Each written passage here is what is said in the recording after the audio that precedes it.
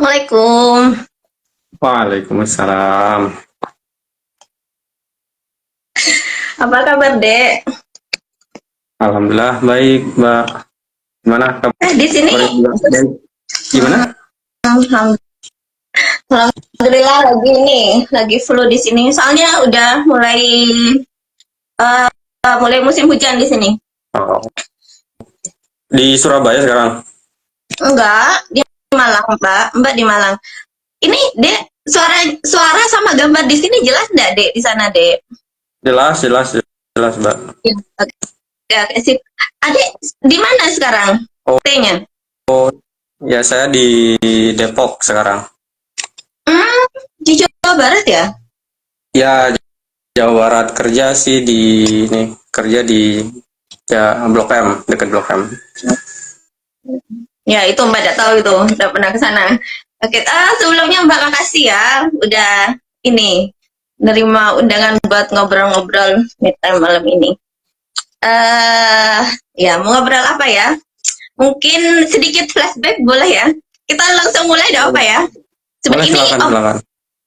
iya, ini obrolan santai aja sih, dan sebenarnya ini karena berawal karena Mbak memang suka ngobrol, terus suka pengen dengerin ceritanya teman-teman, pengen ngejalin silaturahim juga, karena udah lama banget ya.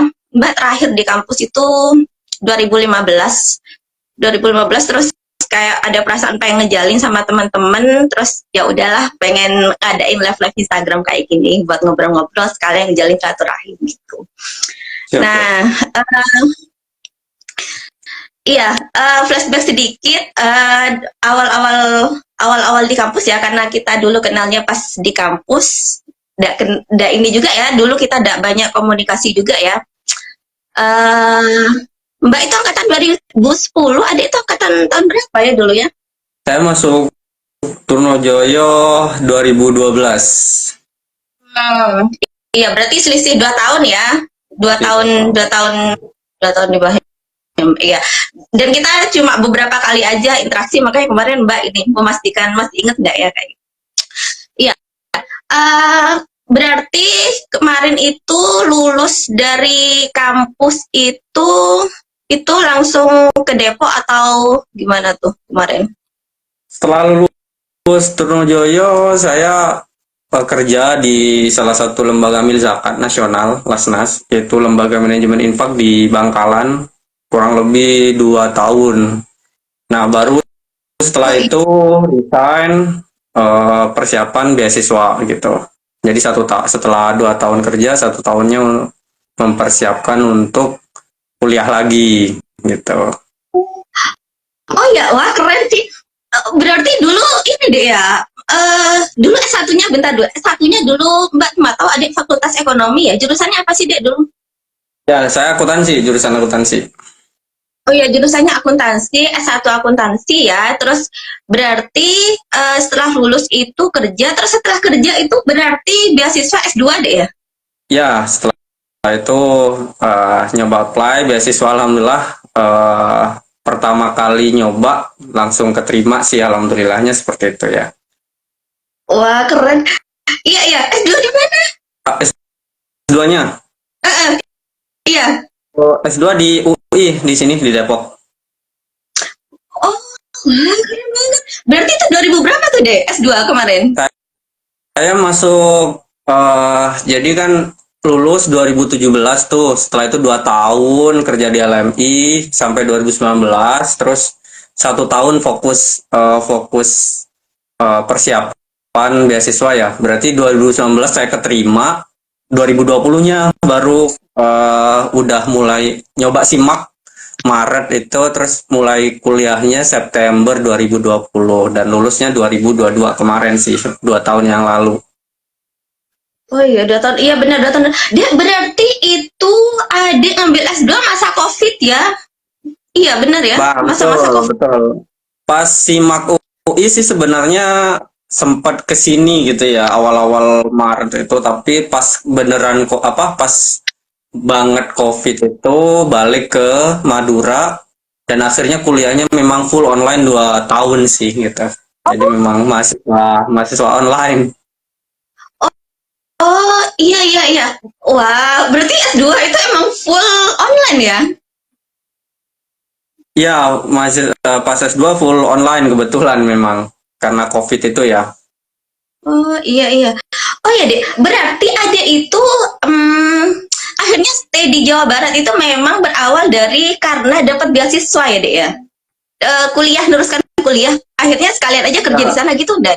Enggak. ceritanya agak agak panjang sih ya. Dalam artian pas sebenarnya pas yudisium sama wisuda itu udah offline tuh, balik ke sini kan. Setelah itu balik lagi karena memang belum dapat pekerjaan kan. Memang sampai saat ini sih sebenarnya jujur sih nggak pernah ngelamar kerja ya. Termasuk setelah lulus S1 itu nggak pernah ngelamar kerja gitu. Di LMI pun itu karena pihak LMI gitu yang meminta untuk kerja di sana. Terus pas S2 pun sebenarnya saya sebenarnya pengen istirahat terlebih dahulu dalam artian nantilah gitu ya. Saya balik setelah dari Depok Yudisium dan Wisuda itu balik. Nah, setelah balik itu saya diminta untuk ngajar di SMA. Salah satu Oh, SMA swasta alma mater saya sih gitu ya. Sebagai oh, ya guru inilah guru tambahan gitu ya selama 2 bulan. Nah, setelah 2 bulan itu dosen saya yang di UI itu ada kebetulan ada project 3 bulan. Saya diminta untuk ke Depok. mm-mm. Nah, selama 3 bulan itu sebenarnya mau balik lagi untuk balik ke rutinitas yang sebelumnya gitu ya, yang jadi guru-guru honorer tadi gitu.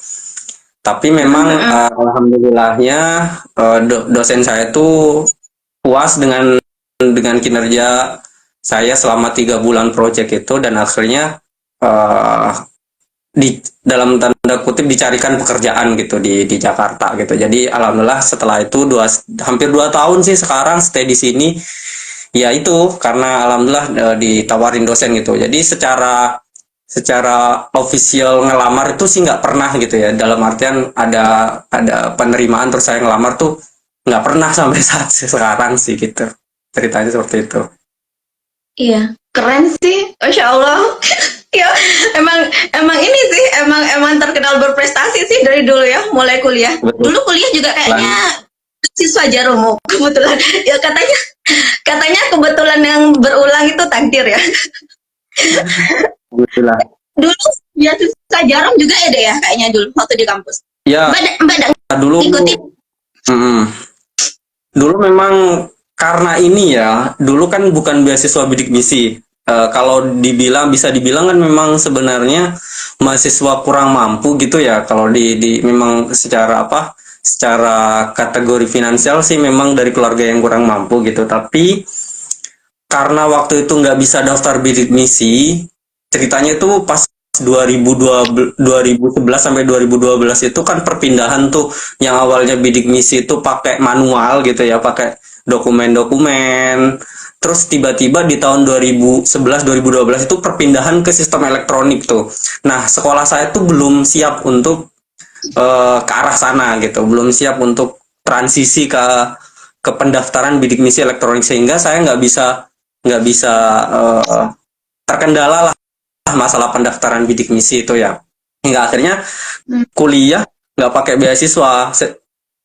Jadi kayak memaksakan diri tanda kutip ya udahlah Bismillah, meskipun nggak pakai beasiswa tetap tetap kuliah. Nah dari situ mulai cari-cari beasiswa ketika masuk di Trunojoyo. Nah ini apa ya buat tips dan trik buat tips dan trik buat teman-teman bahwasanya meskipun kita dari keluarga yang nggak mampu, insya Allah bisa gitu. Ketika kita sudah Hmm. masuk, insya Allah banyak banyak sekali beasiswa. Nah saya udah banyak sih beasiswa mulai dari PPA, beasiswa aktivis gitu ya, beasiswa relawan perubahan dari LMI, terus beasiswa yang memang paling bergengsi waktu itu ya memang Besuan Jarum ya, karena ketat banget dari ratusan itu cuman dipilih 3 gitu. Jadi ya alhamdulillahnya di sana sih gitu. Jadi Iya benar. ceritanya seperti itu. Iya benar benar benar. Beasiswa Jarum itu bergengsi banget dulu itu memang dan banyak banget yang ikut memang. Iya ya, teman-temannya Mbak juga kayak dulu mungkin kalau ada ingat Mbak itu ada teman Mbak Aan, Mbak Lail itu juga ikut. Terus Azam Roni itu kayaknya dulu itu. Cuma Pak Ya, Baan sama Mbak Leli itu udah, mm, kalau Mbak An sama Mbak Leli nggak sampai keterima, kayaknya Roni itu kayaknya dulu itu yang keterima. Mbak Toye itu kayaknya itu keterima itu ya beasiswa karena memang Jarum. lumayan ketat sih. Menurut saya memang bukan lumayan lagi, tapi memang sangat ketat ya gitu. Kalau dibandingkan sama LPDP apa 11-12 gitu. Jadi mulai dari administrasi, terus tes potensi akademik, wawancara juga, tes kayak psikotes juga, malah lebih lebih banyak tahapannya daripada LPDP memang. Jadi ya harus sabar dan harus banyak-banyak belajar, banyak juga berdoa sih gitu untuk teman-teman yang mau apply beasiswa Jarum. Iya iya. Dan ini kayaknya Dek ya, apa kegiatannya juga cukup padat ya Dek ya? Kayak teman-teman beasiswa Jarum itu dulu ya. Iya enggak sih Dek?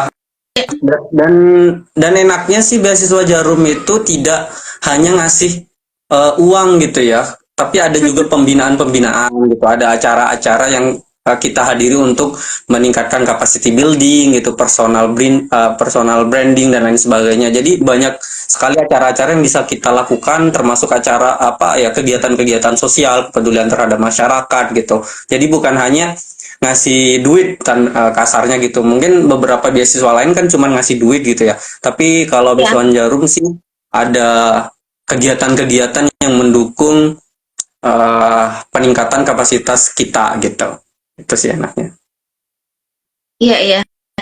Iya, ini Dek ya, tadi Adek kan sempat nge-mention dari keluarga yang maaf kurang mampu gitu ya. Nah, terus biasanya kan memang disediakan beasiswa bidik misi, tapi kemudian katanya Adek karena sekolah yang memang kapasitasnya tidak cukup memadai gitu ya dengan sistem bidik misi itu, Adek tidak bisa dapat beasiswa itu. Tapi kemudian setelah di kampus Adek malah dapat banyak banyak ini ya beasiswa-beasiswa yang lainnya juga kayak gitu ya Dek ya. Selain beasiswa Jarum tadi kayak gitu Dek ya. Berarti Betul. memang berarti memang di kampus itu Dek ya, memang banyak banget gitu ya beasiswa yang memang tersedia di kampus itu. Em, ini sih seperti itu tuh biasanya kita perlu cari info atau biasanya gimana sih Dek dulu itu sampai Adek tuh bisa ternyata ada banyak loh beasiswa-beasiswa yang lain kayak gitu. Itu sampai kayak harus cari-cari dulu atau terinfo dari dosen atau dari teman tuh Dek dulu. Karena mungkin memang benar sih katanya adik-adik tadi itu kan ngasih tips ya buat teman-teman yang memang pengen masuk kampus tapi mungkin ada kendala di keuangan tapi kemudian tidak dapat juga katanya beasiswa bidik misinya, dan banyak Dek ceritanya teman-temannya Mbak gitu. Karena beasiswa bidik misi juga terbatas juga loh Dek, meskipun meskipun apa namanya meskipun sistemnya memadai gitu ya dari sekolah, tapi memang sangat-sangat terbatas dan banyak yang nggak dapet itu kayak gitu tuh. Dan benar katanya Adik, banyak juga teman-teman yang nggak tahu kalau ternyata di kampus itu juga ada banyak juga tuh beasiswa-beasiswa itu gitu. Jadi kalau Adik dulu itu lebih ke cari-cari atau terinfo dari fakultas, dari dosen, dari teman atau gimana tuh Dek? Sampai dapat ada banyak ya tadi yang disebutkan beasiswanya. Ya, sebenarnya tinggal kita ya, kita aktif untuk mencari sih. Biasanya sih kalau dulu kan pakai mading tuh ya. Nah, kebetulan memang hobinya itu eh, baca-baca di mading gitu ya. Nggak seperti sekarang mungkin ya era sosial media gitu ya. Kalau dulu kan terbatas sosial media, mungkin hanya hanya Facebook gitu. Jadi memang rajin-rajin waktu itu nyari informasi. Kalau dulu sih melalui melalui mading gitu ya di fakultas gitu. Saran saya sih kalau memang sekarang memang banyak sekali beasiswa itu baik yang masuk ke internal, dalam artian itu ada di lingkup sudah kerjasama dengan kampus Universitas Trunojoyo Madura gitu, misalnya kayak tadi ya Beasiswa Jarum, beasiswa PPA itu kan kerjasama. Ada juga sebenarnya beasiswa-beasiswa yang sebenarnya nggak kerjasama gitu, beasiswa di luar yang dia tidak punya keterikatan dengan keterikatan administrasi dengan di kampus gitu. Jadi ya tinggal kita sih untuk cari-cari informasi. Misal yang sekarang kan ada juga beasiswa dari Basnas nih, beasiswa dari Basnas, terus dari MES gitu, Masyarakat Ekonomi Syariah, yang itu sebenarnya bisa kita dapatkan di luar tapi nggak ada kaitannya dengan kampus gitu. Nah, saran saya sih memang aktif lah nyari nyari informasi. Nah, biasanya juga tips yang kedua adalah kita juga perlu aktif organisasi ya, karena beberapa Oh, beasiswa juga nggak disebar ke ke mahasiswa umum, tapi khusus untuk teman-teman yang ada di UKM gitu misalnya ya. Karena kayak seperti beasiswa aktivis itu memang syaratnya adalah dia anggota UKM gitu, anggota unit kegiatan mahasiswa, dan sehingga mahasiswa yang dia nggak ikut sama sekali UKM itu nggak bisa mendapatkan itu dulu ya, itu dulu, entah sekarang seperti apa. Jadi memang, dan meskipun itu terbuka untuk umum, nanti ujung-ujungnya syaratnya adalah aktif organisasi kan.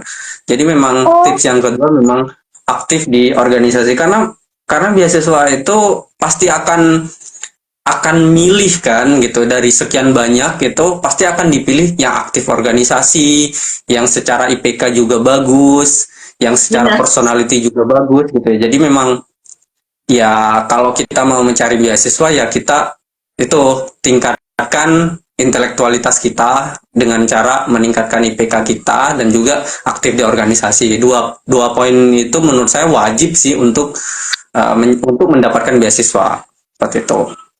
Oh iya benar-benar. Iya, itu tadi mau Mbak tanyakan, sudah Adik sharingkan duluan, benar. Tips agar mudah mendapatkan beasiswa ketika di kampus itu meningkatkan intelektual ya, yang nanti ujung-ujungnya ke IP, terus kemudian aktif berorganisasi, karena kan memang banyak juga deh ya teman-teman di kampus itu yang memang tidak terlalu suka berorganisasi ya, kayak gitu. Apa ya? Bahkan ada juga yang study oriented kayak gitu, study oriented, dan memang ya ke fokus ke IPK-nya aja gitu, ke intelektualnya aja, dan memang nggak pengen kayak gitu ke organisasinya seperti itu, dan itu banyak. Nah, ini juga ada Kayak gitu. informasi dari teman-teman yang hadir nih. Tadi ada beberapa orang dan dari Mas Yoyo. Ini memang dulu ada memang beberapa beasiswa itu untuk slot khusus nih dari aktivis kampus ya. Dan kuotanya biasanya memang sedikit. Kalau informasi dari Mas Yoyo ini ada apa ya? Ada kuota tertentu gitu, dari biasanya memang wakil dekan 3 yang mengurusi bidang akademik gitu biasanya ya. Jadi memang seperti itu, dan ini diiakan oleh teman saya Mas Yoyo, ini juga aktivis dulu nih Mas Yoyo, dan beliau Hmm, adalah penerima beasiswa bidik misi. iya, iya, iya, iya. Masya Allah. Iya, lah, Dek, tapi, iya, BTW, Dek, tentang ini ya, beasiswa ya, itu tuh udah ada deh ya, prasyarat gitu, ketika sudah dapat beasiswa ini, berarti nggak boleh dapat beasiswa yang ini, kayak gitu ada nggak sih, Dek? Nah, itu juga perlu apa ya, perlu tips khusus ya. Yang pertama Mm-mm. memang sebagian besar memang mensyaratkan bahwasannya tidak boleh atau tidak sedang menerima beasiswa lain gitu. Tapi ada juga sebenarnya yang dia tidak mensyaratkan hal itu. Maka tipsnya adalah ambil dulu yang ada syaratnya gitu, yang dia punya prasyarat untuk agar tidak apa ya, tidak sedang menerima beasiswa lain, itu diambil dulu, baru nanti setelah itu kita ngambil beasiswa yang tidak punya syarat itu gitu. Karena kan otomatis kita nggak menyalahi aturan dari dua beasiswa itu gitu, kecuali beasiswanya tidak menyatakan bahwasanya tidak sedang mendapat beasiswa lain dan tidak akan menerima beasiswa lain selama mendapatkan beasiswa itu. Tapi jarang sih ada yang klausul yang mengatakan hal seperti itu ya. Biasanya memang syaratnya cuma satu, tidak sedang menerima beasiswa lain gitu. Jadi tipsnya adalah ambil dulu yang punya syarat tadi, nanti baru di tengah jalan sambil lalu nyari beasiswa-beasiswa yang tidak apa ya, mempersyaratkan hal demikian. Kalau dulu saya juga pernah beberapa kali gitu ya dapat beasiswa double gitu ya. Hanya saja memang beasiswa yang tidak mensyaratkan tidak sedang menerima beasiswa lain biasanya nominalnya nggak besar gitu, atau dalam bentuk lain gitu, dalam bentuk kegiatan gitu ya, dalam bentuk pemberian, entah itu buku atau apa gitu ya. eh jadi memang nggak semua hal itu kan tentang duit ya. Misalnya beasiswa dia mengikuti beberapa pelatihan gitu, mengikuti beberapa workshop gitu. Jadi memang kita bisa bisa mengoptimalkan hal tersebut sih, gitu. Oh iya iya iya, berarti memang bisa deh ya. Caranya tadi itu ya, ambil dulu beasiswa yang ada syaratnya. Nanti di tengah jalan misalnya ada beasiswa lagi yang tanpa syarat, itu baru diambil seperti itu ya deh ya. Iya iya iya. Betul. Soalnya soalnya Mbak juga pernah dengar tuh, makanya Mbak juga agak agak surprise juga. Wah, adik banyak banget ya dulu ternyata beasiswanya kayak gitu tuh. Banyak, alhamdulillah. Iya. Tapi ya memang itu ada yang memang nominalnya besar, seperti Beasiswa Jarum itu kan besar ya. Tapi ada juga yang misal satu semester itu hanya beberapa ratus ribu gitu. Jadi memang ya bermacam-macam jenis beasiswa itu tergantung kebutuhan kita yang pertama, yang kedua tergantung dengan kapasitas kita gitu. Kan ada beberapa yang dipersyaratkan, misalnya beasiswa, ada kan beasiswa BI, beasiswa Super Semar, dan Super Semar itu dan beasiswa Jarum itu kan hanya bisa diperoleh pada semester tertentu tuh. Jadi memang nggak bisa di apa ya diambil oleh mahasiswa yang masih semester muda gitu atau semester yang sudah semester tua gitu. Nah, itu kita harus jeli sih untuk melihat apa ya, mempersiapkan beasiswa-beasiswa itu. Misalnya di beasiswa Jarum kan kalau nggak salah semester 5 gitu ya. Memang nggak bisa itu diambil oleh semester lain. Makanya dari awal kita harus aware tuh, oh ada beasiswa Jarum, persyaratannya A, B, C. Nah, dari semester 1 teman-teman harus mulai persiapkan kira-kira apa saja yang dipersyaratkan oleh beasiswa Jarum itu, sehingga dia persiapkan dari sejak awal tuh, misal organisasi, sertifikat, pelatihan, dan lain sebagainya. Jadi memang persiapannya dari awal sih, jangan seminggu gitu, hamin seminggu ditutup baru kita mempersiapkan syarat-syaratnya gitu. Yaitu akan kalah dengan orang-orang yang sudah punya pencapaian sejak awal-awal kuliah kan, seperti itu. Iya iya iya. Dan itu tuh seperti bisa terinfo kalau kalau dekat sama kakak-kakak tingkat kayaknya deh ya. Maksudnya untuk mempersiapkan dari awal, misalnya seperti Jarum, beasiswa Jarum itu ya. Beasiswa Jarum itu kan katanya di semester 5 seperti itu. Kalau mau prepare dari awal, biasanya kan mahasiswa maba ya, apalagi maba ya, mahasiswa baru seperti itu. Ya gimana mau mempersiapkan beasiswa Jarum gitu, Wong dia aja kayak masih perlu adaptasi ya dari masa dia SMA ke kuliah seperti itu. Maka Mbak pikirnya gitu sih. Maka pentingnya memang berorganisasi dekat dengan kakak-kakak tingkat agar hal-hal seperti ini kemudian terinfo gitu ya, Dek. Ya betul. Gitu enggak? Itu salah satu tools penting sih ya, agar kita bisa mendapatkan beasiswa tersebut ya, memang berorganisasi. Itu makanya tadi syarat utama sih menurut saya ya, selain intelektualitas itu ya berorganisasi ya gitu. Karena memang syaratnya nanti ujung-ujungnya pernah menjabat gitu ya sebagai pengurus inti di organisasi gitu. Ada juga beasiswa yang mengatakan apa yang mempersyaratkan hal tersebut, ada juga gitu. Seperti itu. Nah, iya. Ngomong-ngomong tentang organisasi nih ya, Ade itu berorganisasi udah dari semester awal. Ya, sejak semester awal sudah ikut organisasi, dan ya lumayan banyak sih organisasi yang diikutin gitu ya. Memang suka berorganisasi sejak sekolah SMP, SMA atau baru di kampus berorganisasi? Organisasi sebenarnya lebih dominan pas SMA, itu pun sebenarnya karena tanda kutip kecelakaan gitu ya. Kecelakaan dalam artian waktu itu sih sebenarnya kalau dari SD itu saya lebih kepada kutu buku gitu ya. Saya lebih banyak menghabiskan waktu di perpus dan lain sebagainya. Namun pas SMA itu tuh saya tiba-tiba sama kepala sekolah itu dipanggil ke ruangannya dan diminta kamu harus daftar ketua OSIS gitu kan. Nah, ya akhirnya mau tidak mau untuk daftar ketua OSIS, dan dilalahnya itu terpilih gitu. Nah, dari situ sih sebenarnya mulai aktif berorganisasi gitu. Kalau dulu sih ya sekedar ikut gitu, tapi ya tidak menggeluti. Tapi pas SMA, pas jadi diamanahi sebagai ketua OSIS itu menjadi suka gitu organisasi dan membuat bidang-bidang baru gitu. Misalnya kan jarang nih di SMA itu ada ekskul jurnalistik. Nah, waktu itu saya menginisiasi bersama beberapa guru gitu. terus ada organisasi-organisasi lain yang belum pernah ada gitu. Nah, pas S1 juga alhamdulillahnya banyak sekali sih organisasi, bukan menggeluti satu organisasi.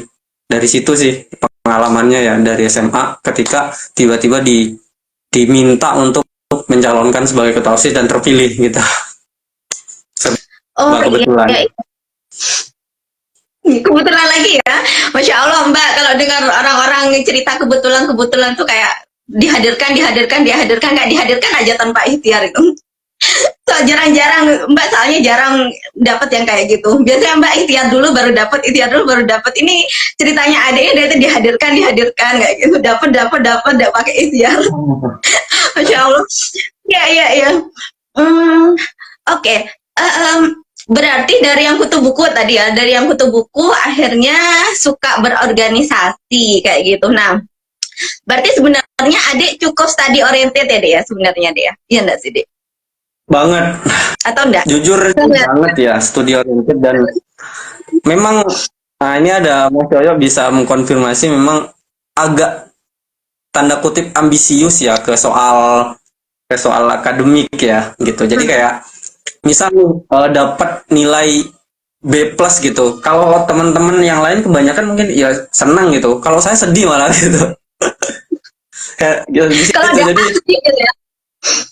nah selain A itu kayak sedih gitu loh. Tapi bukan sedih yang kayak apa ya, marah gitu, bukan. Tapi kayak oh sedih, menyesal aja gitu. Oh berarti aku kurang kurang belajar nih gitu, kurang mempersiapkan ujian dengan baik gitu. Jadi lebih ke evaluasi diri sih gitu. Jadi menurut saya sih ambisi itu nggak apa-apa ya, asal ambisinya ke hal yang positif dan baik gitu ya. Misal ambisi kita kan pengen berbuat baik dengan bersedekah gitu ya. Ya menurut saya it's okay gitu ya. Eh, karena memang ada pendapat nggak usah terlalu ambisi gitu, mengejar IPK gitu. Bagi saya sih kurang setuju ya. Kita harus ambisi sih gitu untuk hal-hal kebaikan gitu ya. Itu perspektif saya ya. Benar-benar. Benar-benar. Mbak setuju sih, Dek. Benar. Mbak setuju tuh. Eh karena ini ya, Mbak jadi keinget ya. Jadi keinget kan katanya ini ya. Kalau kalau di agamanya kita, jika kamu pengen dunia ya pakai ilmu, jika pengen akhirat ya pakai ilmu, jika ingin keduanya ya pakai ilmu kayak gitu.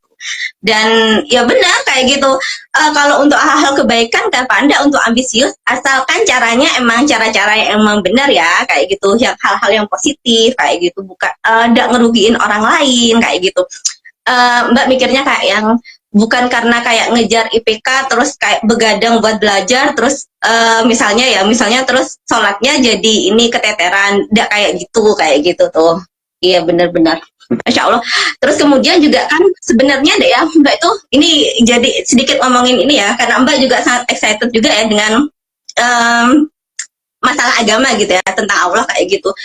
Mbak itu ngerasa kayak gitu, orang itu kan ketika kenal kita gitu, Islam kayak gitu ya, sebenarnya kan yang langsung dilihat itu adalah Islamnya kayak gitu ya. Tapi memang akan lebih mudah ketika kita itu akan lebih mudah berinteraksi dengan orang, berrelasi dengan orang. Tidak bisa dipungkiri ya Dek ya, di masyarakatnya kita masalah materi, masalah intelektual itu masih jadi sesuatu yang dilihat pertama kayak gitu ya. Bukan agama ya yang ketika kita berrelasi ya kayak gitu. Kayak gitu sih, makanya Mbak memang sepakat sih kalau intelektual itu memang perlu dikedepankan juga kayak gitu. Bukan karena jadi agama dan intelektual itu bukan sesuatu yang terpisah kayak gitu, tapi memang sesuatu yang berjalan beriringan kayak gitu tuh. Mbak sepakat banget sih itu, bener. Jadi orang Islam tidak terkenal dengan Islamnya aja, tapi utuh gitu, kafah gitu ya. Masya Allah. Iya. Benar. Jadi ya Mbak Masya Allah sih, memang dia excited banget nih dengar adik cerita. Karena ini Mbak kan selalu dengar dari teman-temannya Mbak kan dari dulu, itu loh kayak gitu. Pernah jadi ketua umum juga kan di kampus kan adik ya. LDF terus di LDF-nya ya. Terus di jurusan di di service ini ya. sebenarnya Wah, ada apa betul apa yang disampaikan Mas Yoyo lagi nih, bahwasanya memang saya sih sebenarnya juga mau masuk ke himpunan gitu ya, himpunan mahasiswa akuntansi gitu. Dan udah sampai tahap wawancara tuh gitu. Dan Hmm. alhamdulillahnya dapat nilai tertinggi gitu ya, dapat nilai tertinggi. Tapi memang nggak saya ambil gara-gara di apa biaya biaya diklatnya tuh lumayan besar menurut saya. Waktu itu kan memang ya tadi mahasiswa kurang mampu gitu ya. Jadi memang ini tradisi yang menurut saya juga kurang baik di kampus, bahwasanya eh diklat itu untuk anggota baru itu biasanya menjadi momen wisata bagi senior gitu ya. Jadi ya mereka sekalian jalan-jalan gitu. Sedangkan tidak semuanya kan dari mahasiswa mampu ya. Ya seperti saya kan kurang mampu waktu itu. Jadi saya ya merelakan merelakan organisasi itu gitu karena saya sendiri yang ternyata nggak bisa memenuhi uang pendaftaran itu gitu. Nah, pada akhirnya saya memilih, mohon maaf, organisasi yang waktu itu ya, waktu itu saya nilai paling murah gitu, paling murah, dan itu servis. Karena waktu itu servis setiap ngadain kegiatan tuh nggak bayar, gratis dan dapat kue, dapat sertifikat. Ini juga menjadi tips bagi organisasi-organisasi yang ada sekarang yang kekurangan anggota gitu ya. Buatlah kegiatan-kegiatan yang gratis tapi dapat kue sama sertifikat gitu. Itu bisa memikat banyak mahasiswa kurang mampu seperti saya mungkin gitu ya. Jadi memang ya mungkin itu jalannya Allah gitu ya untuk menempatkan saya di organisasi yang menurut Allah lebih baik gitu ya. Semua organisasi baik gitu. Cuman mungkin bagi Allah Hambal itu seharusnya ada di organisasi ini gitu. Nah, karena aspek finansial itu sebenarnya saya nggak aktif, akhirnya nggak aktif di himpunan dan juga badan eksekutif mahasiswa gitu ya. Malah malah aktifnya di lembaga dakwah fakultas yang itu adalah Sevis. Nah, dari situ membangun karir organisasi dari Sevis, setelah Sevis naik ke lembaga dakwah kampus, lalu naik juga ke forum studi yang lebih luas gitu ya, yaitu FOSE gitu. Saya menjabat sebagai koordinator regional gitu, yang dimana saya bisa bertemu dengan mahasiswa seluruh kampus di Jawa Timur, bahkan juga di seluruh Indonesia gitu. Alhamdulillah, kalau dulu di masa saya kalau tanya kenal Cak Hambali gitu ya, insya Allah sih kebanyakan waktu itu ya, kebanyakan kenal gitu. Karena tadi saya apa ya, menganggap setiap organisasi yang saya geluti itu adalah rumah kedua gitu sebelum rumah sesungguhnya, selain rumah sesungguhnya gitu. Jadi benar-benar aktif di sana, apa ya, mengenal hampir semua anggotanya kayak gitu. Ya, itu jalan Allah gitu. Tapi kita punya jalan apa, kayak maksudnya kita, setiap dari kita itu punya jalan masing-masing gitu. Bukan berarti saya menyampaikan hal tersebut, oh organisasi yang lain kurang baik, enggak seperti itu gitu. Kita punya jalannya masing-masing, tinggal kita geluti dan uh, apa ya, totalitas di organisasi tersebut sih, seperti itu. Iya Mbak, kok terharu sih deh dari tadi Mbak dengar. Iya beneran, ya Allah, ya gitu banget deh ya. Memang kalau Allah nanggirin sesuatu, iya iya iya, Masya Allah. Iya, berarti deh, ada itu dulu waktu di kampus itu memang aktifnya di Sevis ya. Berarti udah ada aktif di organisasi yang lain ya selain Sevis ya deh ya dulu waktu di kampus. Ya, sebenarnya meskipun di Sevis saya juga aktif di organisasi-organisasi lain seperti jurnalistik gitu ya, organisasi sosial di luar kampus juga gitu. Kayak Forum Lingkar Pena gitu ya, aktif. Saya hampir lupa gitu organisasi apa saja gitu. Tapi memang kebanyakan organisasinya masih mendukung mendukung target-target saya gitu. Misalnya kepenulisan tadi ya, jurnalistik, kepenulisan Forum Lingkar Pena gitu ya, organisasi-organisasi lain yang ya relate sebenarnya gitu. Jadi saya ingin cerita juga, organisasi yang saya geluti itu juga nggak jauh dari 100 mimpi yang saya tulis gitu. Nah, ini different stories yang sebenarnya juga penting untuk disampaikan. Jadi pada waktu di klannya Sevis itu eh, Pak Yanwar waktu itu kan menampilkan sebuah video gitu ya, di mana kita harus nulis 100 mimpi gitu ya. Dan ditulis tuh 100 mimpi gitu ya. Termasuk sebenarnya S2 itu salah satu mimpi yang saya tulis. Nah, dari 100 mimpi itu di breakdown gitu. Mimpi jangka pendek, mimpi jangka menengah, dan mimpi jangka panjang. Nah, itu harus relate satu sama lain agar inline gitu ya. Semua mimpi akhirnya bisa tercapai. Misalnya saya mimpi jadi mahasiswa apa yudisiawan terbaik gitu ya. Nah, tentu yudisiawan terbaik kan indikatornya IPK. Oh, berarti mimpi jangka pendeknya adalah saya dapat nilai A di semua mata kuliah gitu ya. Terus bahkan saya mimpi saya yang saya tulis itu punya 100 sertifikat. Dalam artian berarti saya aktif tuh dalam kegiatan-kegiatan, terus punya 100 buku gitu, membaca berapa buku gitu loh. Jadi lupa. Jadi dari 100 itu memang relate satu sama lain agar mendukung pencapaian kita dari mimpi yang jangka panjang, yaitu bisa S2, selanjutnya bisa kuliah ke luar negeri gitu misalnya gitu. Ya, salah satu yang belum tercapai situ ya, bisa kuliah ke luar negeri itu masih belum tercapai. Mohon doanya supaya siapa tahu ke depannya ada rezeki gitu ya dari Allah. Seperti itu. Ya, semoga Allah lapangkan dan mudahkan. Amin. Iya. Nah, iya Dek. Nah, ngomong-ngomong tentang organisasi dan ini ya, dan IPK kayak gitu.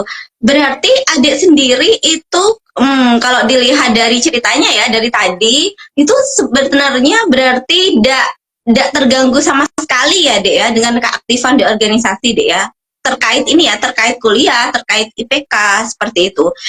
Maksudnya Mbak, ya tadi yang Mbak sampaikan, kebanyakan kan kenapa kemudian teman-teman yang study oriented itu pilihannya adalah memang tidak berorganisasi kan memang karena ada kekhawatiran ya di IPK-nya sepertinya seperti itu. Nah, adik sendiri gimana tuh? Cukup kesulitan enggak ketika kayak harus berorganisasi, kemudian harus mempertahankan nilai A tadi itu yang harus A banget kayak gitu. Gimana tuh, Dek? Iya. Sebenarnya kuncinya kan di manajemen waktu ya. Itu kunci utama, manajemen waktu. Tapi bagaimana, pertanyaannya itu bukan bagaimana kita memanajemen waktu, tapi bagaimana kita menghargai waktu, itu yang pertama. Jadi kalau manajemen waktu kita semua tahu gitu. Oh, kita harus, kalau dulu kan pakai kuadran tuh, empat kuadran, di mana ada yang penting mendesak gitu ya, penting tidak mendesak, tidak penting mendesak, tidak penting tidak mendesak gitu, 4 kuadran gitu. Tapi meskipun kita sudah menulis itu, sudah memahami konsep-konsep waktu, tapi ketika kita nggak menghargai waktu ya sama aja gitu ya. Jadi memang yang pertama itu menurut saya memang bagaimana caranya kita menghargai waktu. Jadi kita harus tanamkan dalam mindset bahwasannya waktu kita itu nggak panjang gitu ya. Sedangkan pencapaian-pencapaian kita banyak yang ingin kita akan raih gitu. Dari situ kan kita akan berpikiran, oh saya nggak ingin ada waktu yang terbuang gitu. Nah itu mulai dari mindset sih memang tadi ya, mindset bagaimana menghargai waktu. Sehingga meskipun saya kuliahnya di Kamal gitu ya, dan rumah itu di Kuanyar, di mana bisa ditempuh 30 sampai 40 menit gitu. Tapi hampir saya kalau pulang itu mungkin setahun 3 kali gitu. Wah. Dan itu cuma 30 menit gitu. Karena setiap 1 minggu tadi, kan saya punya mimpi, punya 100 sertifikat gitu. Ya gimana saya mau mendapat sertifikat kalau Sabtu Minggu saya pulang gitu. Makanya setiap Sabtu Minggu saya selalu cari tuh seminar yang murah atau bahkan gratis gitu. Pasti saya ikuti apapun temanya. Ada yang tentang teknologi, waktu itu ada tentang Android, ada tentang guru, ya saya ikutin daripada saya mohon maaf nih tidur di kos gitu atau nganggur atau apa gitu. Jadi memang memaksimalkan waktu pada saat itu sih, sehingga masalah sertifikat gitu tercapai.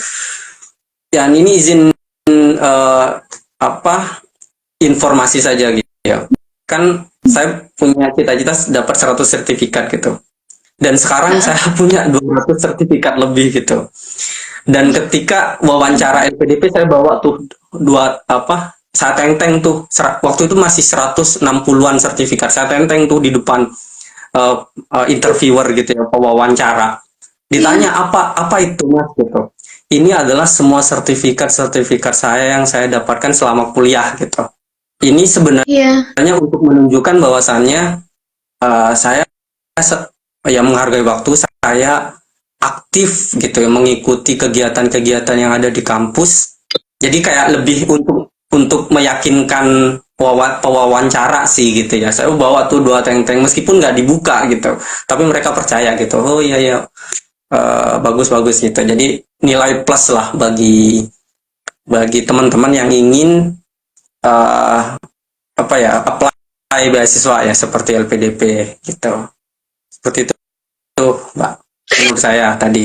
Jadi kita Ya bisa Allah. menyeimbangkan waktu sih gitu antara Iya, iya. organisasi dan eh, dan akademik. Kata di akademik asalkan kita punya mindset untuk menghargai waktu.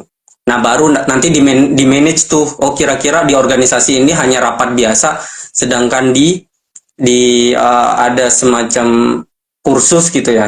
Jadi kita bisa milih. Ya bagus sih tadi kayak 4 kuadran tadi ya, antara kegiatan yang penting dan mendesak gitu ya.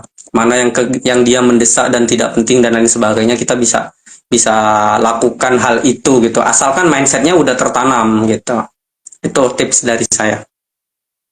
Iya, menghargai waktu itu deh ya kuncinya ya. Kan bukan Betul. bukan bukan hanya manajemen waktu ya, tapi memang perlu dibangun ya mindset menghargai waktu gitu, agar kemudian waktunya bisa produktif gitu ya. Iya, iya, iya. Insya Allah. Ya, kalau dari segi saya gitu ya, dari pengalaman saya sih ya. Iya, iya, iya, iya. Iya, benar sih, benar. Mbak setuju tuh. Benar, membangun mindset tentang menghargai waktu. Nah, em, ada ada yang ngerasa selama menjalani masa itu ya, pada saat itu ya, pada zamannya gitu.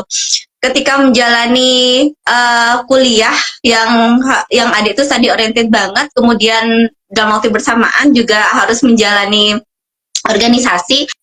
Adik ngerasa ada kendala nggak sih, Dek, ketika pada zamannya menjalani bagian itu, atau enggak, karena adik sudah memang sangat terbiasa gitu, sangat terbiasa produktif kayak gitu. Nggak ada kendala yang terlalu gimana-gimana. Kendala sih pasti ada ya. Karena ketika kita melakukan memilih untuk melakukan sesuatu, pasti ada sesuatu yang lain yang dikorbankan. Itu satu. Misal kalau kita tadi ya sibuk di organisasi atau akademik, ya pasti kita akan mengorbankan hal-hal lain. Ya misalnya waktu itu saya rela untuk mengorbankan berkumpul dengan keluarga gitu misalnya ya. Sabtu Minggu kan seharusnya pulang gitu, ya nggak pulang gitu kan, itu salah satu pengorbanan. Terus juga masa-masa kuliah kan juga dibilang masa-masa yang penting untuk kumpul sama teman gitu ya, nongkrong gitu. Nah itu juga perlu dikorbankan gitu. Ada pengorbanan gitu. Iya. Nah untuk pasti ada kendala gitu ya, ada kendala, ada hal-hal yang dikorbankan. Cuman kalau ditarik tadi, apakah saya itu udah terbiasa hal seperti itu, mungkin juga ada betulnya. Kalau ditarik ke masa-masa kecil sih memang dididik untuk tanda kutip menjadi aktivis gitu ya. Ini juga penting bagi teman-teman yang sudah punya anak gitu atau keluarga gitu ya. Bagaimana mendidik anak gitu. Karena di keluarga saya itu apa ya, dididik untuk nggak bisa diem gitu ya, dalam artian misal ya Iya. contoh nyatanya gini ya, kalau di kampung itu kan bukan hanya sekolah dasar ya, tapi sekolah madrasah. Nah subuh itu udah dibangunin untuk ke TPQ, untuk ngaji Al-Quran. Itu pulang setengah 7, jam 7 berangkat SD, pulang itu sebelum duhur setengah 12. Duhur itu ngaji lagi ke TPQ, pulang jam 1, jam setengah 2 berangkat ke madrasah ibtidaiyah, pulang setengah 5, baru itu bisa main tuh 1 jam sebelum maghrib itu balik lagi ke musola untuk belajar Al-Quran, dan setelah Isya itu belajar kitab. Pulang jam 8 masih belajar untuk ngerjain tugas-tugas. Itu sejak saya SD gitu. Dan itu hampir semua teman-teman saya seperti itu. Jadi mungkin karena rutinitas hal itu ya, bahkan saya masih belajar Al-Quran itu pas SMA saya masih ke TPQ gitu. Jadi kayak mungkin beda zaman sekarang. Kalau zaman sekarang kayak mungkin dia sudah Iqra 1 atau 2 itu udah berhenti. Kalau dulu itu meskipun sudah khatam terus ngaji gitu, sampai khatamnya tuh udah puluhan kali, nggak bisa dihitung gitu. Mungkin dari situ ya yang dimana udah nganggap tadi bahwasannya waktu itu perlu dioptimalkan gitu ya, perlu dimaksimalkan sehingga nggak ada waktu yang cukup terbuang sia-sia gitu. Mungkin ditarik ke situ ya, dan ini bisa menjadi pelajaran bagi orang tua gitu, bahwasannya ya perlu mendidik anak itu, menurut saya seperti itu, karena kan habit itu dimulai dari kecil gitu ya. Kalau udah dibiasakan tanda kutip lebih banyak untuk santai gitu, bermalas-malasan, apalagi sekarang menitipkan anaknya ke gadget gitu, ke YouTube, ya jangan salahkan nanti ketika udah besar ya kurang hargai waktu. Kalau menurut saya seperti itu ya. Kebetulan belum punya belum punya anak, maksudnya belum berkeluarga dan punya anak, jadi belum bisa banyak ngobrol tentang parenting. Tapi menurut saya sebagai seorang anak yang waktu itu dididik oleh orang tua saya seperti tadi, menurut saya itu baik gitu. Jadi dalam perspektif anak ya, menurut saya, bukan perspektif orang tua. Iya, iya benar. Mbak juga setuju sih, Dek. Masya Allah, itu disiplin terlatih disiplin sejak kecil. Dan benar sih Mbak setuju, habit itu dibangun sejak kecil, benar.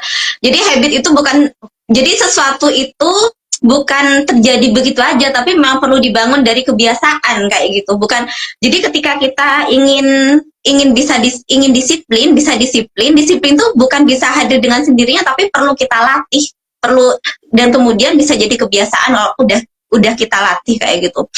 Benar-benar. Jadi memang udah terlatih sejak kecil ya tentang disiplin tadi ya. Makanya kemudian sepertinya juga akhirnya tidak terlalu kesulitan juga ya ketika di kampus berorganisasi sekaligus kuliah dengan tipe yang study oriented tadi kayak gitu.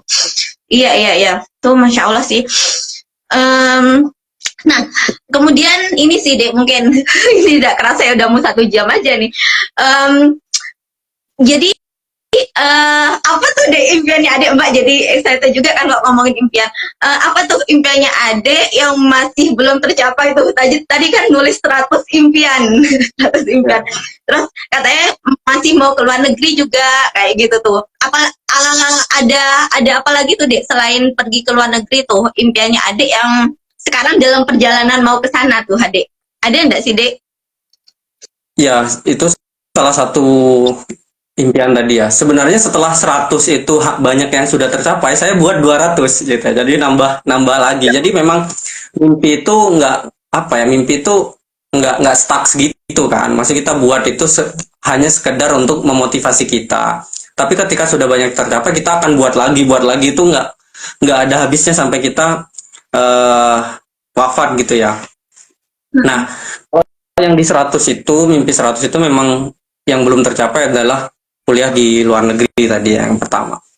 Kalau yang setelah 100 itu, yang di 200 itu saya ingin punya semacam foundation gitu, dimana foundation itu bisa membiayai anak-anak kurang mampu gitu.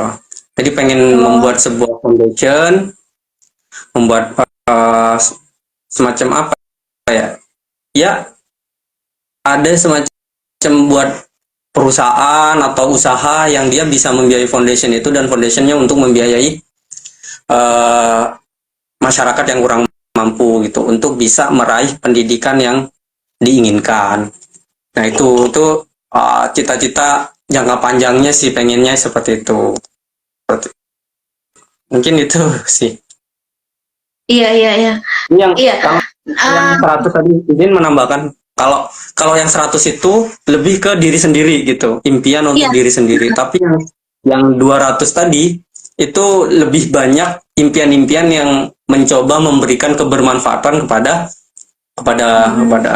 orang lain. Misalnya juga buat buat sebuah usaha gitu atau perusahaan di mana bisa merekrut orang-orang tadi, misal mahasiswa-mahasiswa yang ingin mendapat tambahan finansial atau juga lulusan-lulusan yang juga punya passion yang sama kayak gitu. Jadi di mimpi yang 101 sampai 200 itu kebanyakan memang hal-hal yang lebih ke eksternal gitu. Kalau yang mimpi 1 sampai 100 itu lebih ke internal. Seperti itu. Iya, Mbak juga jadi keinget ini di agamanya kita ya, Dek, sebagai manusia ada yang paling bermanfaat buat orang lain. Oh, Masya Allah. Semoga ini ya, semoga Allah ACC, Allah lapangkan dan Allah mudahkan. Dek, ini sih, Dek, berarti Ade itu memang dalam pencapaian impian-impiannya Ade itu tidak pernah mengalami kegagalan ya, Dek? Karena semuanya kecentang semua tuh. Tentu Bener ya, banyak, tentu banyak juga yang gagal. Cuman kan tinggal bagaimana kita menyikapi. Karena kalau arti gagal itu dalam artian gagal terus kecewa itu menurut saya nggak ada ya. Karena ketika mimpi kita itu tidak bisa dicapai, ada hal-hal lain, benefit lain yang kita dapatkan. Misal nih ketika saya kan salah satunya punya IPK 4 kan, impiannya. Tapi ternyata IPK-nya nggak sampai 4. Hmm. Tentu kan Iya, iya. tetap dapat IPK yang bagus gitu kan. Kalau Iya, iya. mengutip kata Soekarno ya waktu itu kalau nggak salah ya, mimpilah setinggi langit gitu. Terus jika kamu gagal, kamu akan jatuh di antara bintang-bintang gitu. Soekarno atau siapa ya? Saya lupa. Jadi memang nggak apa-apa kita nggak tanda kutip gagal mencapai apa yang kita inginkan. Tapi setidaknya kita punya manfaat lain dari kegagalan itu, seperti itu. Misalnya tadi PK atau saya nih, saya nggak apa di salah satu mimpi saya juga ingin menjadi mahasiswa Mawapres gitu ya. Mawapres ternyata karena satu dua hal saya nggak daftar sama sekali, bukan gagal, malah saya nggak mencoret impian itu karena satu dua hal gitu, karena saya memberikan kesempatan kepada yang lain di organisasi untuk bisa menjadi juara gitu di Mawapres gitu. Jadi kadang bisa menyesuaikan, nggak saklek gitu 100 itu harus gini, harus ini gitu, harus apa misal punya gaji segini gitu, nggak gitu, kita ya bisa menyesuaikan, tapi setidaknya itu memberikan semangat kepada kita untuk mencapainya gitu, seperti itu sih. Iya, iya, iya, iya. Iya, berarti sebenarnya gagal itu ya tidak apa-apa, ya biasa gitu deh ya. Semua orang pasti ngalamin dan ya tidak apa-apa kayak gitu. Dan di dalam kegagalan itu pasti kita nanti akan, kalau tadi Adek bahasnya Adek benefit ya, akan dapat benefit yang lain. Atau mungkin ada makna di balik kegagalan itu kayak gitu ya. Mungkin. Iya, iya, iya. Dan ya tidak harus persis juga seperti yang kita tulis kayak gitu. Karena ketika kita tidak dapat satu hal, pasti kita nanti akan dapat hal yang lain kok kayak gitu deh ya. Cuman seringnya kita tuh fokus gitu ya, kalau udah gagal fokus sama bagian gagalnya, sampai kita itu biasanya melupakan bagian yang lain tuh, udah kelihatan value-value yang lain, benefit yang lain tadi itu ya yang Adik bilang. Ya intinya intinya berani bermimpi, ya berani untuk gagal, berani mencintai gitu, misal kepada seseorang, juga berani untuk kecewa gitu kan, Mas Yoyo ya. Ini Mas Yoyo yang ngajarin saya. Iya, benar. Benar, berani bermimpi, berani untuk gagal, ya Mbak setuju sih kayak gitu.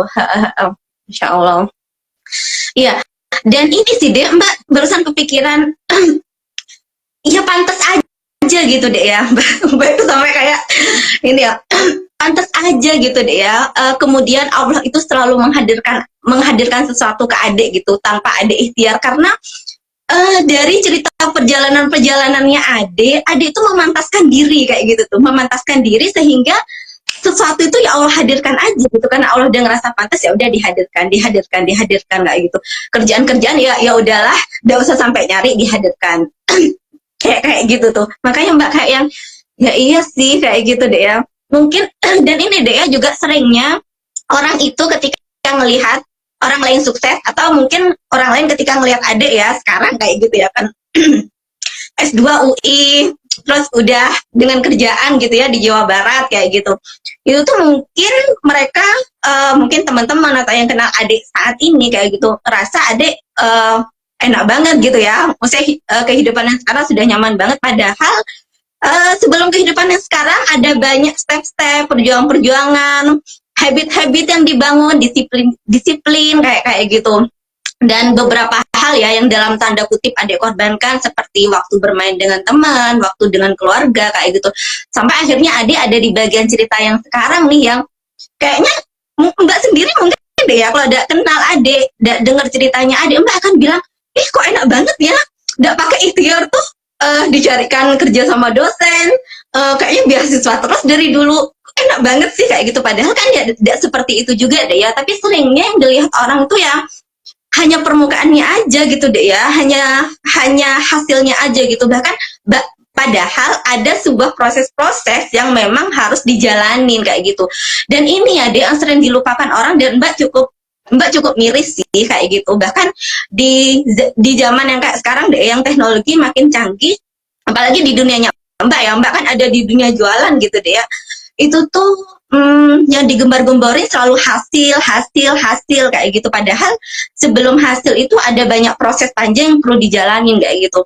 Hasil yang instan kayak gitu tuh selalu digembar-gemborin gitu di dunia Mbak. Dan Mbak pikir juga di tempat lainnya selain di dunia jualan juga banyak sih yang menjanjikan kayak gitu, meskipun tidak se-ekstrim di dunianya Mbak ya kayak gitu. Makanya Mbak itu sangat-sangat menghargai sebuah proses gitu. Dan itu juga salah satunya Mbak itu ngadain kayak gini nih, pengen sharing dan pengen ngasih tahu ke orang-orang kayak gitu tuh. Mbak tuh ngerasa tiap pengalaman kita itu sangat berharga buat diri kita sendiri, dan berharga juga untuk dibagikan ke orang lain kayak gitu tuh. Dan mereka yang saat ini sedang berproses kayak gitu, mereka itu tidak sendirian. Kita juga yang saat ini, bahkan saat ini ya Mbak ngerasa adik pun saat ini juga lagi berproses kan kayak gitu. Karena adik tadi bilang setelah adik menulis 100 impiannya adik menulis 100 yang lain lagi kayak itu, 100 berikutnya sampai nanti ajal menjemput gitu. Berarti kan sebenarnya kita akan terus berproses nih kayak gitu ya. Tidak ada suatu hasil yang kalau kita udah nyampe sekian ini adalah hasilnya, bukan. Tapi memang ya gitu, terus berproses tuh Mbak Masya Allah banget sih Dek, memang ya gitu. Oke lah Dek, Mbak makasih banget sih. Terakhir Dek, sebelum kita obrolan kita, pesan-pesan buat teman-teman apa aja boleh Dek. Mbak juga pengen nih. Ya intinya tadi kita kan bicara tentang, memang setelah ketika di summary semuanya memang tentang proses kan ya. Intinya adalah setiap pencapaian itu adalah buah dari proses yang pernah kita kerjakan gitu. Jadi ketika kita dianggap sukses oleh orang lain, betul apa yang Mbak sampaikan tadi, ada proses-proses yang bahkan menyakitkan di belakang yang tidak diketahui oleh orang lain. Sebenarnya banyak sekali cerita yang belum dieksplor gitu ya. Ya misalnya bagaimana saya setelah lulus SMA kan ada waktu 1 tahun tuh saya kerja kuli pasar loh Mbak gitu, untuk bisa ngumpulin uang dan daftar di Universitas Trunojoyo Madura yang padahal waktu itu paling murah gitu, negeri paling murah gitu ya. Itu pun harus kerja 1 tahun sebagai kuli pasar gitu. Juga belum tahu teman-teman bagaimana saya yang dari Universitas Trunojoyo Madura yang rankingnya 74 masuk UI rankingnya 1, bersaing dengan teman-teman yang juga alumni S1 UI, alumni universitas ternama di Indonesia. Itu perjuangannya juga luar biasa, hampir setiap hari cuman tidur 2 jam untuk mengejar ketertinggalan gitu. Jadi banyak hal sebenarnya yang dalam hidup kita itu yang tidak diketahui orang lain, tapi menjadi bagian proses kita untuk menggapai sebuah kesuksesan. Seperti itu sih. Jadi jangan apa intinya jangan berkecil hati dengan keterbatasan finansial seperti saya, juga keterbatasan-keterbatasan yang lain. Insya Allah Allah siapkan jalan yang Iya, terbaik untuk kita kayak gitu. Tetap semangat, terutama teman-teman mahasiswa Universitas Trunojoyo Madura. Insya Allah ya, makasih banyak ya Dek ya Mbak aja nih dari awal obrolan sampai sekarang aja Mbak masih kayak wah gitu. Semoga teman-teman juga yang nonton ya obrolannya kita ini juga nanti Insya Allah juga akan di-share juga ya di sosial media yang lain seperti YouTube. Semoga nanti bisa dapat pelajaran juga ya dari obrolan kita malam ini.